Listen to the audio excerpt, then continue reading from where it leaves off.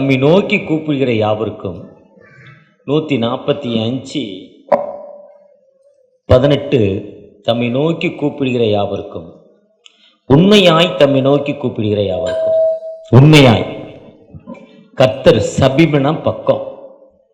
இப்போ இங்கேருந்து mint metro station ரொம்ப தூரம், அசோக் பில்லரு பக்கம், இந்த திருமணம் ஷேர் ஆட்டோ வேறு இன்னும் ரொம்ப பக்கம். மெட்ரோவில் ஏறுறதுக்கு இங்கேருந்து ஒரு 2 கிலோமீட்டர் போகணும், 2.5 கிலோமீட்டர் 3 கிலோமீட்ரு. பஸ் ஏறுறதுக்கு பஸ் ஸ்டாண்டுக்கு போகணும். ஷேர் ஆட்டோ இந்த முனையிலேயே நிற்கிது. இன்னும் சொந்த காரு சொந்த பஸ்ஸில் வந்தால் முன்னாலே இறங்கிக்கலாம். இதெல்லாம் பக்கத்தில் இருக்குது, நியரஸ்ட். தம்மை நோக்கி யாரெல்லாம் அவர் நோக்கி கூப்பிடுறப்போ சொந்த காரு மாதிரியா பக்கத்திலே நிற்கிறேன். அதான் ஜோசுவாட்ட சொல்லப்போ, நான் உன்னை விட்டு விலகுவதில்லை, உன்னை கைவிடுவதில்லை, என் சமூகம் உனக்கு முன்னால் போதுன்னு மோசையிட்ட சொல்கிறார். கூடவே இருக்க ஆண்டவர்.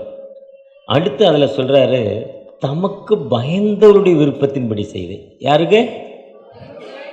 எல்லாத்துக்கும் பக்கத்தில் இருந்துட மாட்டார், எல்லாருடைய விண்ணப்பத்தையும் கேட்டுற மாட்டார். ஒரு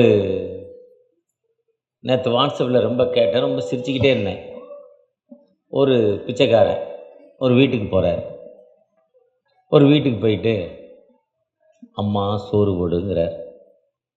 பார்க்குறதுக்கு அவரை மாதிரி அழகாக இருக்கிறார். 7 அடி உயரம், ஜிப்பா.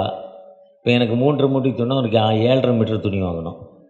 என்னை விட 2 அடி அதிகம். இப்படி ரொம்ப அழகாக இருக்குன்னா கொஞ்சம் கருப்பு, அவ்வளோதான் மைனஸ். அது ஒன்று தான் பாயிண்ட்டு. கொஞ்சம் வெள்ளையாக இருந்தாலும் கொஞ்சம் நல்லா இருப்பார், அமிதாப் பச்சன் மாதிரியே இருப்பார். அதே மாதிரி இருந்தார். அவர் போய் அம்மா சோறு போடுனார். இவர் இல்லைங்க, ஒருத்தர். அந்த அம்மா சொல்லிச்சு, நல்லா தாண்டா இருக்கிற. அப்போ அவர் சொன்னார், நீ கூட மிஸ் யூனிவர்ஸ் உலக அழகி மாதிரி தான் இருக்கிற.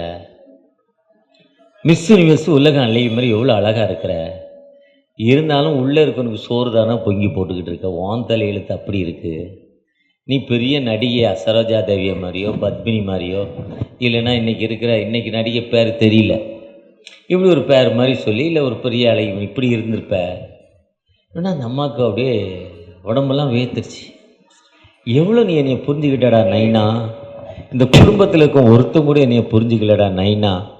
எவ்வளோ நைனா புரிஞ்சு என்னை எவ்வளோ அழகு, எவ்வளோ சுறுசுறுப்புங்கிற.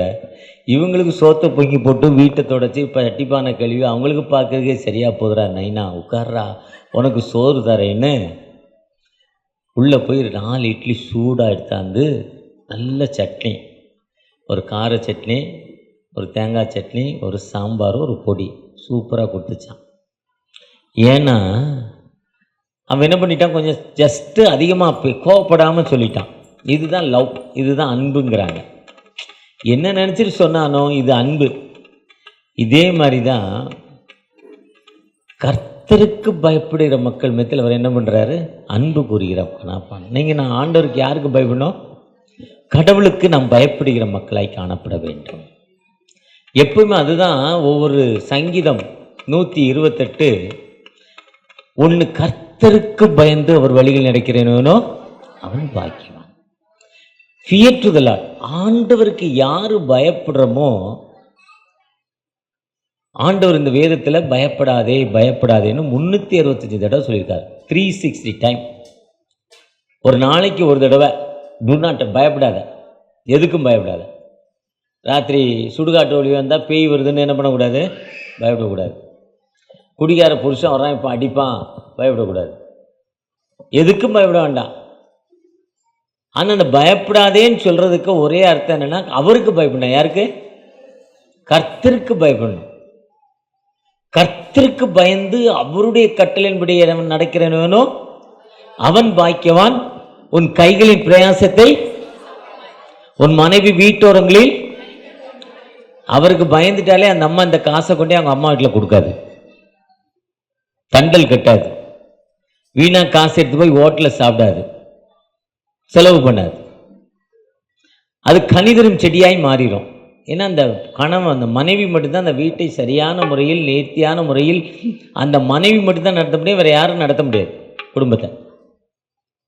அப்போ நம்ம யாருக்கு போனால் கர்த்தருக்கு பயந்து சொல்ல, நான் உனக்கு விதிக்கிற கட்டளை நீ கருத்தாய் கை கொள்வாயானால், நான் உனக்கு விதிக்கிற கட்டளை கருத்தாய் கை கொள்வாயானால் உலகத்துள்ள சகல ஜாதிகளிலும் உன்னை மேன்மாயாய் வைப்பேன். கர்த்தருடைய பிரமாணங்களை கை கொள்கிறவன், ஆண்டவருடைய பிரமாணங்களை யார் கை கொள்றோமோ அவர் வாழ்வு கொடுக்கும் ஆண்டவர். கர்த்தருடைய கட்டளையில் நாம் கடைபிடிக்கிறோமா? கர்த்தருடைய கட்டளை என்ன? நீங்கள் புறப்பட்டு போய் சகல ஜாதியும் சீஷராக்கி பிதா குமாரன் பரிசுத்த ஆவியினால் ஞானஸ்தானம் கொடுங்கள். உலகத்தின் முடிவு புரியும் தான் நான் உங்களோடு இருக்கிறேன். வானத்திலும் பூமியிலும் சகல அதிகாரம் எனக்கு கொடுக்கப்பட்டிருக்குங்கிறார். இதுதான் கர்த்தருடைய கட்டளை. எந்த இடத்துல இருக்கு தெரியுமா? மத்தேயு 28:15. இதுதான் ஆண்டவருடைய கட்டளை. நீங்கள் போங்கள், என் ஜனங்களை ஆயத்தப்படுத்து. நம்ம ஆண்டவருடைய கட்டளையை சொல்லி பிறருக்கு உபதேசிக்கிற மக்களாய் காணப்படுகிறோமா? ஆண்டவருடைய கட்டளை நம்ம எப்படி உபதேசிக்கணும், எப்படி சொல்லணும்? தகப்பனே எங்களோடு பேசுங்கப்பா, உங்களுடைய கிருபை எங்களுக்கு தாங்க தகப்பனை நோக்கி பார்ப்போமா? கர்த்தர் நாமம் என் புகலிடமே, கருத்தோடு துதித்திடுவே. கர்த்தருக்கு பயப்படுகிற மக்களாய் காணப்படுகிறோமா? கர்த்தருக்கு நம்ம எப்படி பயப்படுறோம்? இப்போ முல்லைநகர் பஸ் ஸ்டாண்டு, ஒரு மனிதர் வசதியாக வாழ்ந்தவர், வசதியாக வாழ்ந்தார், நல்ல கடை, நல்ல பிஸ்னஸ், நல்லா பண்ணார். தொடர்ச்சியாக தோல்வி. பையனுக்கு கல்யாணம் பண்ணார், மகளுக்கு கல்யாணம் பண்ணார், கடன் வாங்கினார், வட்டிக்கு வாங்க நினைக்கும் அவன் அவுட்டு, தண்டல் வாங்கினாலே அவன் அவுட்டு. வட்டிக்கு வாங்கினார், கடன் வாங்கினார், கஷ்டம், வேதனை, துன்பம், கடை லாஸு. இப்போ பணம் இல்லைன்னா பிள்ளை திரட்டி விட்டுருச்சு, அம்மா திரட்டி விட்டுருச்சு, வீட்டுக்காரம்மா திரட்டி விட்டு, கஷ்டமான சூழ்நிலை, பசி, வறுமையில் நின்றுக்கிட்டு இருக்கார்.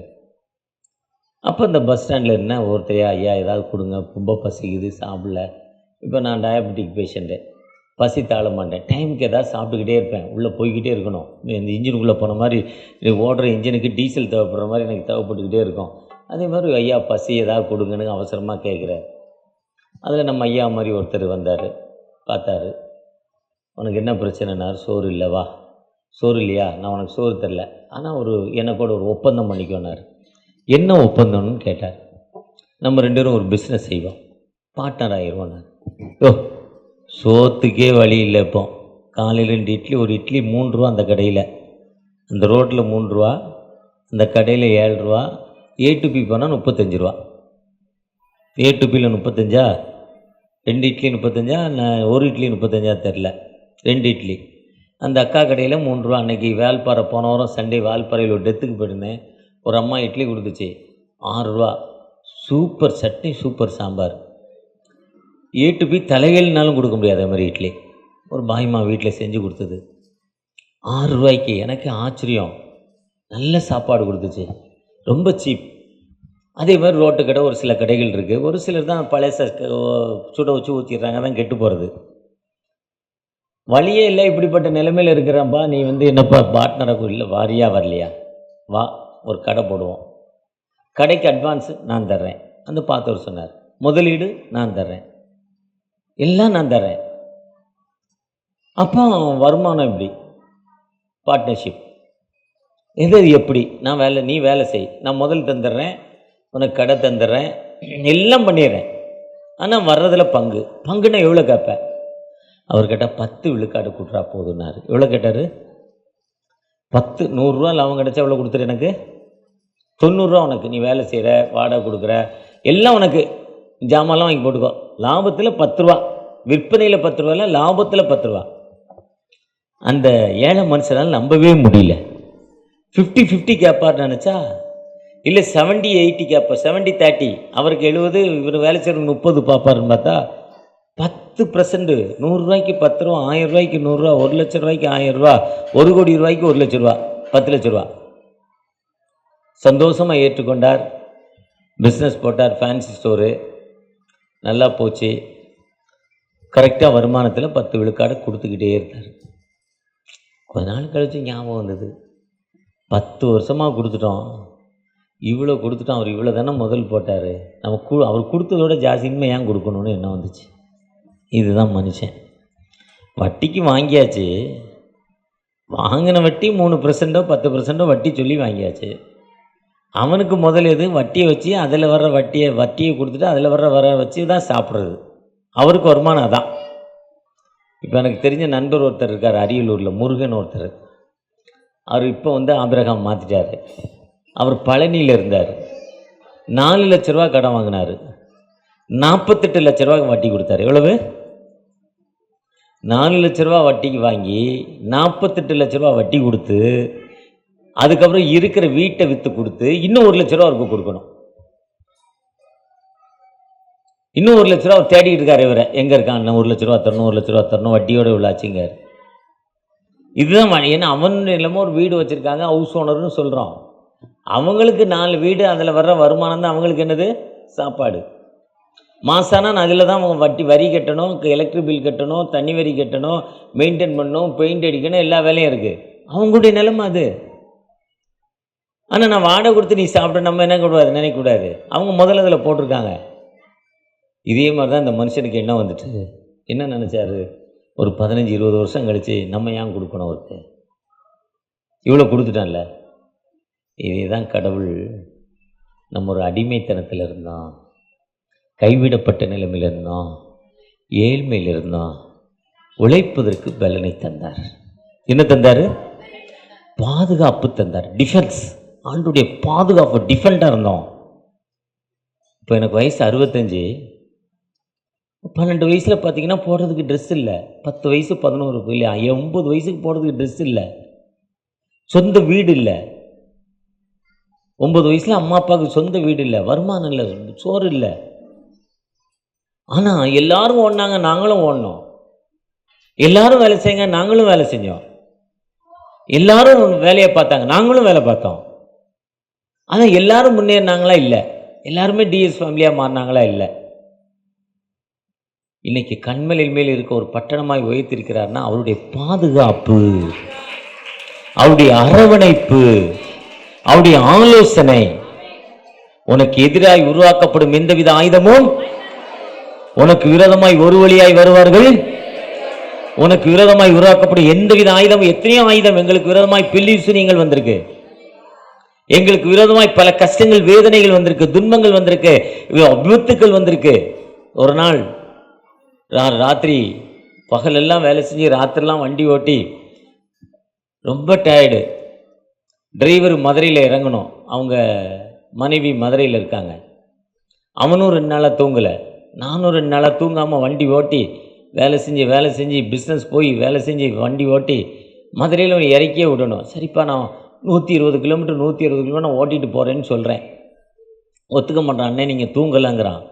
பரவாயில்ல இறங்கிக்கப்பா, நான் போகிறேன் மூர்த்தின்னு சொல்லிவிட்டு அவனை இறக்கி விட்டு வண்டி ஓட்டிக்கிட்டே போகிறேன். ராஜபாளையம் தாண்டி சங்கரங்கோயில் பரவாயில்ல அவுட்டரில் தூங்கிட்டேன் வண்டியில்.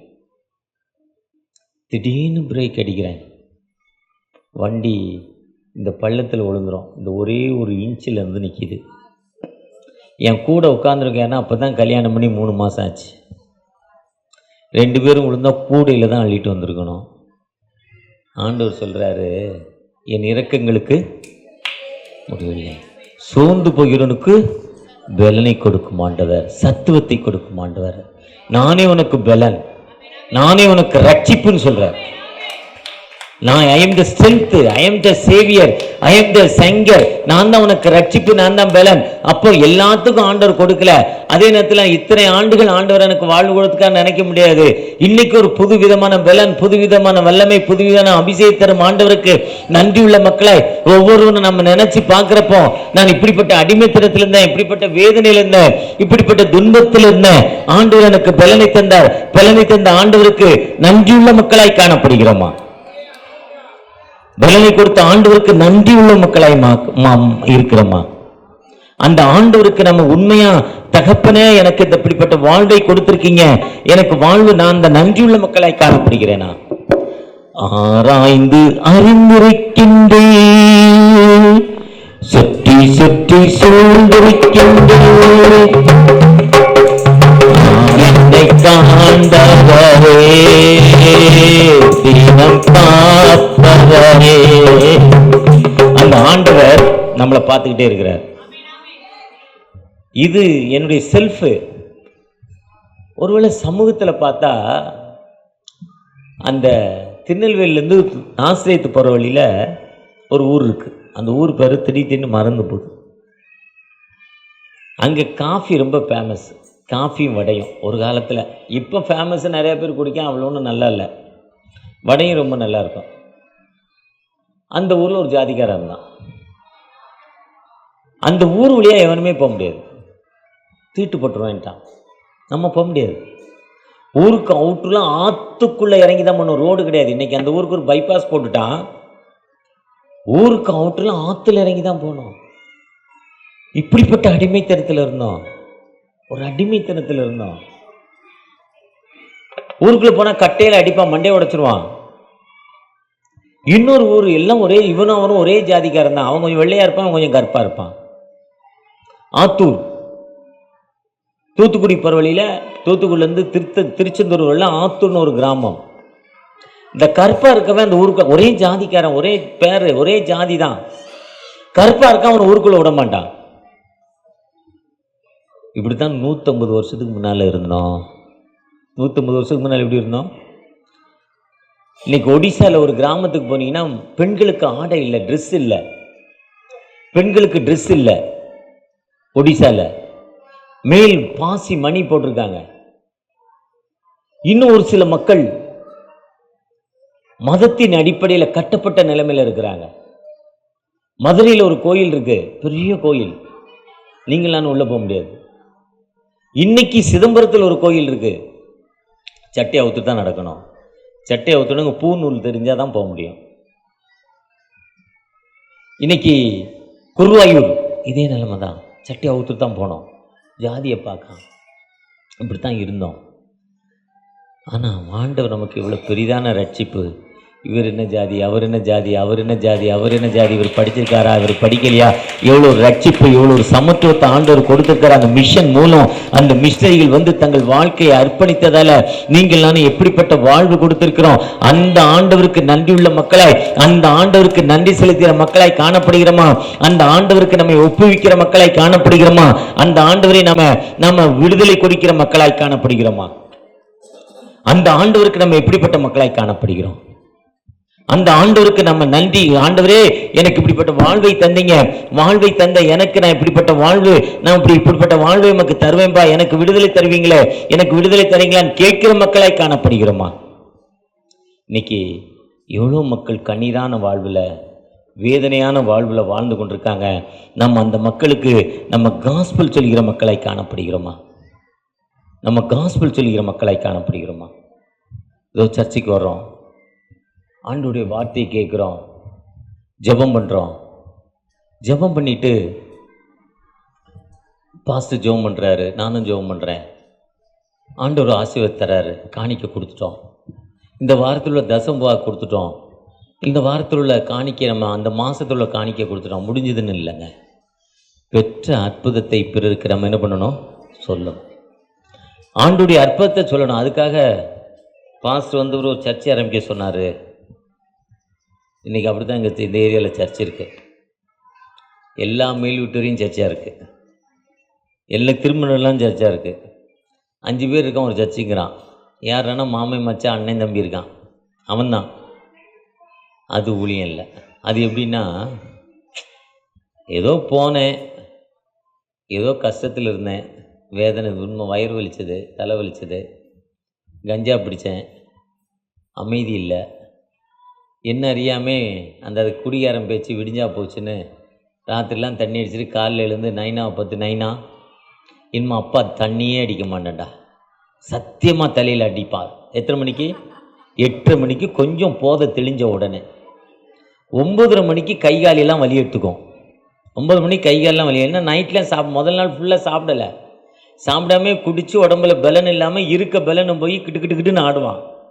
9:45 போய் லைனில் நின்றுவான். 10 மணிக்கு திறக்கிற கடைக்கு. 10 மணிக்கு தான் கடை திறப்பாங்களோ, இத்தனை 11க்கா 12க்கோ 10க்கோ அங்கே லைனில் நிற்கிறான். இப்போ சத்தியம் என்ன போச்சு? ஆனால் இப்படிப்பட்ட நிலைமையில் இருந்தேன்னா ஆண்டவர்கிட்ட ஜெபம் பண்ண, குடி நினைவே என்னை விட்டு என்ன ஆயிடுச்சு? மிஞ்சி குடித்தா என்ன ஆகுது? பேதி ஆயிடுது. மிஞ்சி குடித்தா என்ன ஆயிடுது? தலைவலி வந்துடுது. அப்போ நான் நம்ம குடியே என்ன பண்ணிட்டேன்? விட்டுட்டேன். இந்த விடுதலை யாரால கொடுக்க முடியும்? ஆண்டவர் ஒருத்தரால் தான் கொடுக்க முடியும். அவர் சொல்றாரு, உங்களில் பாவம் இல்லாதவங்கிற, பாவம் செய்யாத மனிதனே இல்லை. பீடி பிடிக்காதவன் இல்லை, சிகரெட் பிடிக்காதவன், சுருட்டு பிடிக்காதவன், பீடா போடாதவன் இல்லை, புகையில போடாதவன் இல்லை, தப்பு பண்ணாதவனே கிடையாது. எல்லா பயிலும் தப்பு பண்ணவன் தான். ஏன்ட்டு உங்கள் பாஸ்டர்ட்டு எல்லாருமே தப்பு பண்ணவன் தான். ஆனால் அந்த ஏற்ற காலங்கள் வர்றப்போ, தகப்பனே எனக்கு விடுதலை கொடுங்கன்னு கேட்கிறப்போ, மனம் திரும்புங்கள் பரலோகராஜ்யம் சமீபமாக இருக்கு, மனம் திரும்ப தன்னை ஒப்பு கொடுக்குறப்போ மட்டும்தான் ஆண்டவர் என்ன பண்ணுவார்? விடுதலை கொடுப்பார். மனம் திரும்பணும். தகப்பனே எனக்கு விடுதலை கொடுங்கன்னு கேட்கிறப்போ, நான் எனக்கு இந்த பழக்கம் வேண்டாமா, இந்த சமூகம் என்னை ஏற்றுக்கொள்ளல, நான் கஞ்சா சாப்பிட்றதில் மனைவி என்ன பண்ணுறா? ஏற்றுக்கொள்ளலை. என் சகோதரி என்னை மதிக்கலை, இந்த சமூகம் என்னை தள்ளுது, கஞ்சாக்காரன் குடியாரங்க, என் பிள்ளைகள் படிக்க முடியல, என் பிள்ளைகளுக்கு ஃபீஸ் கட்ட முடியல, அவங்க பிள்ளைலாம் ஐஃபையாக ஷூ போடுது, ட்ரெஸ்ஸு போடுது, என் பிள்ளை கிழிஞ்ச ட்ரௌசர் போடுது, யாரோ கொடுக்குற ஓசிச்சோரை சாப்பிட்றான், சத்துணவில் சாப்பிட்றான், நான் ஒருவேளை குடியினால அந்த குடியை விட்டா என் பிள்ளை நல்லா இருக்குமே, 1000 ரூபா சம்பளம் வாங்குறேன், சராசரி ஒரு ஆண்மனுக்கு 800 600 800 சம்பளம், ஒரு பெண்ணுக்கு 300 500 வரையும் சம்பளம் இருக்குது. எவ்வளோ சந்தோஷமாக இருக்கணும். 1000 ரூபா வாங்கிட்டு 900 ரூபா குடிச்சு போன வாரம் போட்ட பீஃப் கறியை சாப்பிட்டுட்டு கீழே போய்கிட்டே இருக்கு. இப்படி நான் குடிக்கணுமா? வேண்டான்னு நினைச்சாதான் என்ன பண்ண முடியும்? கடவுள் சொல்ற மனம் திரும்புங்கள். அந்த லூக்கா 15 இளையகுமாரன், பரத்துக்கு விரோதமாய் உமக்கு விரோதமாய் பாவம் செய்தேன். அவர் திரும்பினார். அப்போ இப்படிப்பட்ட ஒரு அடிமைத்தனம், இப்படிப்பட்ட ஜாதி அடிமைத்தனத்திலிருந்து, இப்படிப்பட்ட அடிமைத்தனத்திலிருந்து விடுதலை பெற்றுக்கொண்ட நீங்கள் நானும் ஆண்டவருக்கு நன்றி உள்ள மக்களாய், ஆண்டவருக்கு நம்ம என்ன நன்றி செலுத்துறோங்க, ஆண்டவர் நம்ம என்ன அர்ப்பணிப்போடு கடந்து வரோம், ஆண்டவருக்கு நம்ம எப்படிப்பட்ட வேலை செய்து கொண்டிருக்கிறோம். அந்த தகப்பன் எனக்கு இப்படிப்பட்ட ஒரு அடிமைத்தனத்திலிருந்து, எங்கள் அப்பா இவ்வளவு பெரிய குடிகாரங்க, நான் இன்னைக்கு இவ்வளவு பெரிய பாஸ்டருங்க, எங்கள் அப்பா இவ்வளோ பெரிய குடிகாரங்க, ஆனால் ஒரு காலத்தில் மனம் திரும்பதில் என்னை படிக்க வச்சாரு, நான் அரசு பதவியில் எனக்கு உயர்ந்த பதவிக்கு போயிட்டேன், இல்லை நல்ல பிஸ்னஸ் நான் பார்த்துக்கிட்டு இருக்கேன், ஆண்டவர் உனக்கு விடுதலை கொடுத்துருக்கிறாரு. ஒருவேளை எங்கள் அப்பா குடிச்சிக்கிட்டே இருந்தால் என்ன ஆயிருக்கும்? எங்கள் அம்மா போய் ஜெபம் பண்ணாங்க சர்ச்சில், எங்கள் அம்மாவுடைய ஜெபத்தை கேட்டு எங்கள் அப்பா மாறினாரு, நாங்களாம் இன்னைக்கு நல்ல பிள்ளைகளா போய் சமூகத்தில் உயர்ந்த நிலைமையில் இருக்கிறோம். அப்படிப்பட்ட நிலைமை நாம் நினைத்து தகப்பனுக்கு எப்படி நன்றி செலுத்துகிற பிள்ளைகளாய் காணப்படுகிறோம்? அந்த ஆண்டவருக்கு நன்றி செலுத்துகிற பிள்ளைகளாய் காணப்படுகிறோமா? கடந்த நாட்களில் வெஸ்ட் பெங்கால் போயிருந்தேன். ஒரு சர்ச்சு டெடிகேஷன், ஒரு 6 மாதம் இருக்கும். ஒரு 40 பேர் ஞானஸ்தானம். ஒரு சர்ச்சை கீழே இருந்து பக்கத்தில் யூபிலி ஆறு, வற்றாத ஜீவநதி. காலையில் தண்ணி கம்மியாக வரும், மத்தியானம் அதிகமாகும், கூடும் குறையும். மழை பெஞ்சாதில்லை, எப்போவுமே கூடும் குறையும். அந்த யூபிலி ஆறு நம்ம கூவம் மாதிரி இல்லை, சுத்தமான தண்ணி. மலையிலேருந்து ஐஸ் இலகி வெயிலுக்கு தகுந்த மாதிரி கூடும் குறையும். அதுக்கு பக்கத்தில் சர்ச்சு. அது சதுப்பு நிலக்காடு. சதுப்பு நிலக்காடு ஈரமாக இருக்கும், எப்போவுமே ஈரமாகவே இருக்கும், சகதியாக இருக்கும். அது நல்ல விளைச்சலுக்கு ஏற்ற பூமியில் காட்டு செடிகள் தான் வளரும். எப்போவுமே தண்ணி, திடீர்னு ஆற்று தண்ணி உள்ளே வந்துடும். அதுக்கு பேர் சதுப்பு நிலக்காடு. சுந்தர்பன்ஸ்ன்னு பேர் இந்த இடத்துல, கல்கட்டாவில். ஒரு சர்ச்சு டெடிகேஷனுக்கு போயிருந்தேன். ஒரு அம்மா 3 அடி உயரம்தான், ஒரு வயசான அம்மா. போனதுலேருந்தே இப்படி கையை வச்சு அந்த அம்மா அழுதுகிட்டே இருக்கு, கண்ணீர் வடிந்து கொண்டே இருக்கு.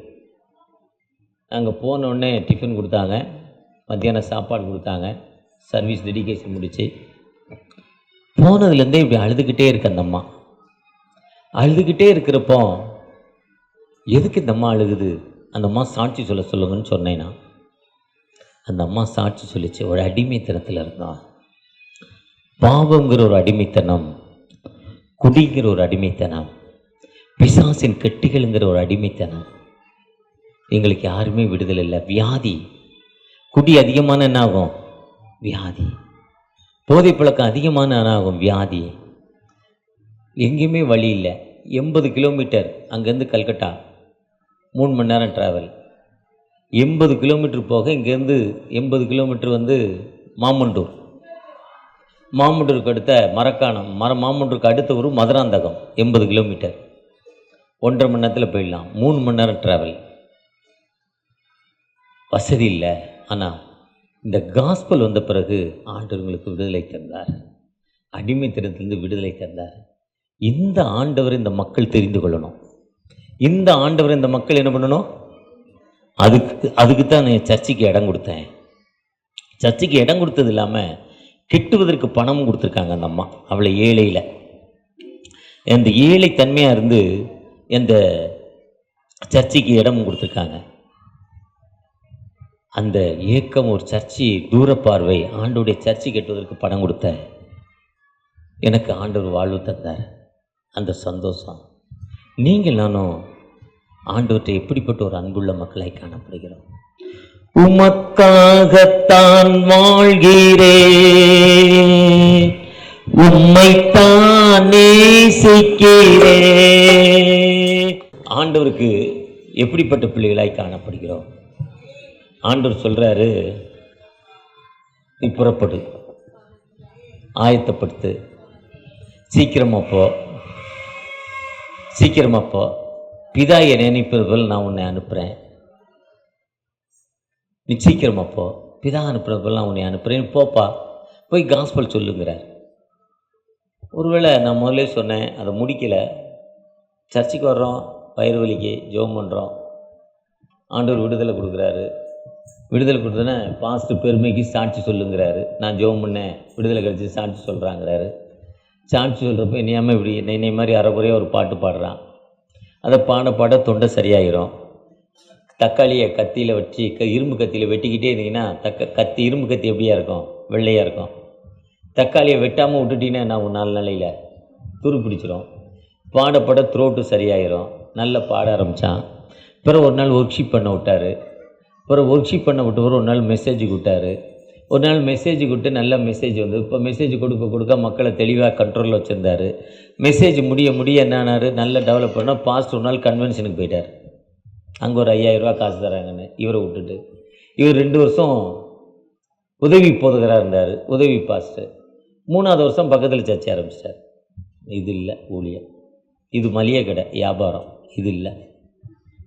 எங்கே மக்களுக்கு காஸ்பல்லையோ அங்கே என்ன பண்ணணும்? ஆண்டவர். நீங்கள் பஸ் ஸ்டாண்டில் போகிறீங்களா, ஒரு அம்மா அழுதுகிட்டே இருக்கு, முகம் அகத்தின் அழகு தெரியும். இவங்க ஒரு வேதனையோடு இருக்காங்க. என்னம்மா வேதனை? உன் பிள்ளை கை விட்டுருச்சா? நீ மருமலுக்கு சோறு போட்டியா? நீ போடல. மருமலும் பையன் கூட சேர விடலைல்ல, தொல்லை பண்ணல, அதான் உனக்கு இப்போ தண்டனை. அதையும் சொல்லணும். அடுத்து உங்கள்கிட்ட என்ன இருக்கோ அதில் கொஞ்சம் அந்த அம்மாவுக்கு கொடுத்துட்டு என்ன பண்ணணும்? காஸ்பல் சொல்லணும். உங்களோட பையில் என்ன இருக்கோ அதை எடுத்து அந்த அம்மாவுக்கு என்ன பண்ணணும்? கொடுத்துட்டு காஸ்பல் சொல்கிறப்போ அந்த காஸ்பல் எனக்கு இல்லைன்னு கவலைப்படாதீங்க. ஒரு பாசிட்டிவாக சொல்கிறார். நேற்று கேட்டேன், அவருக்கே காசு எல்லாம் கொடுத்துட்டு வந்துட்டார். வீட்டுக்கு வர்றாரு, வந்த காணிக்கையே கொடுத்துட்டு போயிட்டார். மனைவி பேய் ஓட்டுது, முடியை பிடிச்சி ஆடுதுரே, முட்டாரே, கிறுக்கு பையில வந்த காணிக்கை கொடுத்துட்டு வந்தே, சோத்துக்கு வழியில் வாடகை கொடுக்கல, ஹவுஸ் ஓனர் வந்து நிற்பார் பாரு, நீ போய் பெட்ரூமில் பூந்துக்கிடுவோம், முழங்கால் போட்டு ஜெபம் பண்ணுவேன். இப்போ அந்த ஆள் பேய் ஆட போகிறான், அந்த நாளைக்கு பிள்ளைக்கு ஃபீஸ் கட்டணும், அரிசிக்காரனுக்கு கடன் கொடுக்கணும், துட்டு கொடுக்கணும், இப்படி ஒரு கிறுக்கு பயிலாக இருக்கே, இப்படி முட்டாளேன்னு அந்த அம்மா திட்டிக்கிட்டே இருக்கும். இது கொடுத்துட்டு வந்தா. ஆனால் தம்மை நோக்கி உண்மையாய் கூப்பிடுகிற அவருக்கும் சூப்பர் வசனம் அது. அதுக்கு அடுத்து அதில் 3 வசனத்தை நீங்கள் திரும்ப திரும்ப படிக்கிறப்போ இது சொல்லியிருக்குல்ல, இது எனக்கு இல்லை. நீ தர்றேன்னு இல்லையா, பிறந்த நாளைக்கு சேலை வாங்கி தரேன்னு தரவே இல்லையான்னு 10 தடவை கேட்டேன். நான் கடனுக்காக ஒரு சேலை வாங்கி அந்த என்ன பண்ணுவார்? கொடுத்துருவார்ல. என்னதான் குடிக்காரனா இருக்கட்டுங்க, என்னதான் மோசமானவனா இருக்கட்டும், அடி மேலே அடித்தா மனுஷனே இப்படி இருக்குமோ, கடவுளையாங்க அப்படி இருக்க மாட்டார். தமிழத்தில் அன்பு கூறுவர்களை யாவரையும் அவர் காப்பாற்றுறார். எது அப்படி நம்ம கொடுத்துட்டு ஆண்டோடைய அன்பு அங்கே சொல்லணும். இந்த பஸ் ஸ்டாண்டில், வேலை செய்கிற இடத்துல. இல்லை ஒருவேளை என் பிள்ளை படிச்சிருக்கா, வேலை கிடைக்கல, ஒரு 6 மாதம் 1 வருஷம் நார்த் இந்தியாவுக்கு நீங்கள் மினிஸ்ட்ரிக்கு அனுப்பலாம். அதுக்குரிய ஊழியங்கள் பாதுகாப்போடு டிஃபெண்டோடு 1 வருஷம் 2 வருஷம் ஷார்ட் டைமில் போகலாம். அதுக்குரிய ஊழியங்கள் இருக்குது. இல்லை 1 வருஷம் நீங்கள் சர்ச்சில் வந்து சர்ச்சை பெருக்கி சேரை தொடச்சி இங்கே இருக்க வேலைகளை பார்த்து பழுது பார்த்து ஆயரோடு இணைந்து பணி செய்யலாம். ஆண்டவரோடு காஸ்பல், ஐயா ட்ராக்ஸ் ஜோம் பண்ணி கொடுங்க, நான் வழியில் கொடுக்குறேன், அந்த வழியில் ட்ராக்ஸ்க்கு ஊழியம் கொடுக்கலாம். ஏதாவது ஒரு வகையில் ஆண்டவருக்கு செஞ்சுக்கிட்டே இருக்கணும், கொடுத்துக்கிட்டே இருக்கணும். அந்த யாக்கோபு சோறு இல்லை, அண்ணன் அருவா வச்சுருக்கான் வெட்டுறதுக்கு. அந்த வசனத்தை வாசினே தெரியும். இப்போ அவனை என்ன பண்ண போகிறேன்? வெட்டி போட போகிறேன். என்னை ஏமாற்றிட்டான். அங்கே பஞ்சாயத்து வந்துருச்சு. அப்பா பார்க்குறாரு, என் கண்ணு ஓட்ட, என்னை ஏமாற்றிட்ட. அம்மா சொல்கிறா, இப்போ அண்ணன் உன்னை வெட்டிடுவான். அப்பாவும் கோவத்தில் இருக்கார். எஸ்கேப் ஆகி தாய் மாமா வீட்டுக்கு போயிடுறாங்கிறார். அதான் தாய் மாமாவை கூப்பிட்டு மாலை போட வைக்கிறது, காப்பாற்றுவாராம். கல்யாணத்தில் தாய் மாமாவை கூப்பிட்டு மாலை தான் இதுக்கிட்ட தாய் மாமாவுக்கு முக்கியத்துவம். தாய் மாமா மடியில் வச்சு மொட்டை அடிப்பாங்க, காப்பாற்றுவாராம். அந்த முடியை அவருக்கு கொடுத்து காப்பாற்றுவாராம். இப்படிலாம் ஒரு ஐதீகம். ஏன்னா தாய் மாமா வீட்டுக்கு போடான்னு இருக்கிறார். கைவிடப்பட்ட நிலைமையில் ராத்திரி இருட்டு, ஒரு பக்கம் பேய் தொல்லை, ஒரு பக்கம் பூச்சிகள் தொல்லை, விலங்குகள் தொல்லை, நடக்க முடியல. அந்த இருட்டில் ஒரு கல்லை எடுத்து தலையணியாக வச்சுக்கிட்டாரு. தலையணியை வச்சா தான் ஒரு சிலருக்கு தூக்கம் வரும். இப்படி வச்சா பிளட் சர்க்குலேஷன் அங்கே இருக்கும். ஒரு நிறைய பேருக்கு தூக்கம் வரும், மூச்சு அடைக்கும். ஒரு கல்லை எடுத்து தலையில் வச்சு படுத்துக்கிட்டார். படுத்துடன் தேவ தரிசனம். தனியாக இருக்கிற மாதிரி அவருக்கு எண்ணம் வரல. அவர் தனிமை வாட்டுது. கைவிடப்பட்ட நிலைமை. கணவன் செத்து போனான், அம்மா செத்து போச்சு, அம்மா பிள்ளை செத்து போச்சு, மகன் செத்து போனான். இந்த உலகத்தில் எனக்கு யார் ஆதரவு? இவங்க போயிட்டாங்களே. கைவிடப்பட்ட நிலைமை. எனக்கு யார் ஆதரவு? என்ன வேதனை. கண்ணீரோடு இருக்கிற ஒரு மகனுக்கு என்ன விடுதலையோ அதே கஷ்டம் தான் அந்த இடத்துல யாக்கோபு அப்படி கண்ணீரோடு இருந்து ஜெபம் பண்ணுறப்போ. ஜெபம் பண்ணாரா இல்லையா? படுத்த அந்த ஏக்கத்தில் படுத்திருக்கிறப்போ, நீ தனியாக இல்லை, நான் உன்னோடு இருக்கிறேன். தேவதூதர்கள் வந்தாங்க. கீழிருந்து மேலே, மேலேருந்து கீழே வந்தால் பயந்துருவான், பேய் வருதுன்னு. கீழிருந்து மேலே போனான், மேலேருந்து கீழே வந்தான். அப்போ அது மட்டும் இல்லை, சொல்கிறாரு 28:15, ஆதியாம் 28:15, பயப்படாதே, நான் உன்னோடு இருக்கிறேன். அவர் திரும்ப சொல்கிறாரு, இந்த இடத்துக்கு பேர் லூஸு, இனிமே இதுக்கு லூஸ் இல்லை, இது என்னது? பெத்தேல். சூப்பர். இது இங்கே யார் இருக்கா? கடவுள் இருக்கிறாரு. நீங்கள் அந்த படுத்திருந்த கல் எடுத்தாரா, அதில் எண்ணெயை ஊற்றினாரா. எண்ணெய் எப்படி வந்துச்சோ தெரியல. அவர் தான் எம்டியாக போகிறாரு. அது 32:10 சொல்லுது, கோலுந்தடியுமாய் போனார். என்னென்னா அந்த இந்த செடியை, மரத்து இலையை பிடிங்கி அப்படி கசக்கியிருப்பார். நீங்கள் யூபிலிட்டிக்ஸ் இலையை நல்லா கசக்குன்னா ஆயில் வந்துடும், வேப்ப இலையை நல்லா கசக்கினா ஆயில் வரும். அதே மாதிரி கசக்கியிருப்பார்னு நினைக்கிறேன். எனக்கு உண்ண உணவு, உடுக்க உடை, என் தேசத்திற்கு என்னை திரும்பி வர பண்ணுவீரானால் உமக்கு தசம பாகம் செலுத்துகிறேன். என்ன சொல்கிறாரு?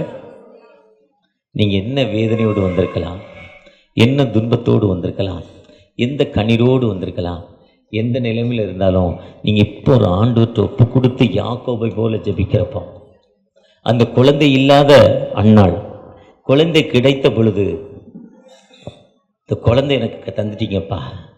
1 சாமுவேல் 1:27 பிள்ளைக்காக விண்ணப்பம் பண்ணேன். இந்த பிள்ளைக்கு என்னுடைய விண்ணப்பத்தை கேட்டீங்க, என் விண்ணப்பத்தை கேட்டீங்க. இந்த விண்ணப்பத்தின்படி இந்த குழந்தையை கொடுத்ததால் இந்த பிள்ளை யார்கிட்ட ஒப்பு கொடுக்குறேன்? அழகா சொல்றாங்க. அந்த மார்க் 5ஆம் அதிகாரத்தில் லேகியோன், பல ஆவிகள், பல அசுத்த ஆவிகள், ஆடைகள் இல்லை, கல்லுகளால் தன் உடம்பை காயத்துப்படுத்தி கொடுத்தான். ஆடைகள் என்பது மார்க் 5:15 சொல்லுவாங்க. ஆடைகள் தரித்து புத்தி தெளிந்து ஒரு கிறுக்கனா இருந்தான். ஆனால் அந்த கிறுக்குத்தனம் போயிடுச்சு, அந்த ஆடை எல்லாம் போயிடுச்சு. நல்ல மனுஷன் ஆனவுடனே, நீ போய் சொல்லுப்பா, நீ போய் என் வார்த்தைகளை சொல்லு. ஆண்டுடைய வார்த்தை இதுதாங்க. இன்னைக்கு நீங்களானும் நமக்கு கிடைத்த இந்த காரியத்தை பயன்படுத்துகிறோமா? நமக்கு கிடைத்த இந்த காரியத்தில் காணிக்கை மூலம், ஆண்டவர் செய்த நன்மைகளை நாம் பிறருக்கு அறிவிக்கிறது மூலம் மனம் மாற வேண்டும். மனம் மாறினா போதும், மதம் மாற வேண்டாம். மனம் திரும்புங்கள். நீங்கள் மதம் மாற வேண்டாங்க. ஏதோ ஃபாரின் கடவுளை கொண்டாந்து நீங்கள் சொல்கிறேங்கிற இல்லைங்க. ஆனால் நம்ம மனம் மாறல, மனம் மாறி நம்ம சொன்னால் போதுங்க. அவங்களோடு நீங்கள் ஜெபம் பண்ணிட்டு போங்க. நான் இன்னைக்கு யாரை பார்க்கணும், அவங்களுக்கு ஒரு காஸ்பல் சொல்கிறப்பா, யாரை பார்க்கணும், அவங்களுக்காக ஜெபம் பண்ணு. ஜப சிந்தையோடு அவங்ககிட்ட பேசுங்க, வேற ஒன்றும் பேசாதீங்க. ஜப சிந்தையோடு பேசுங்க.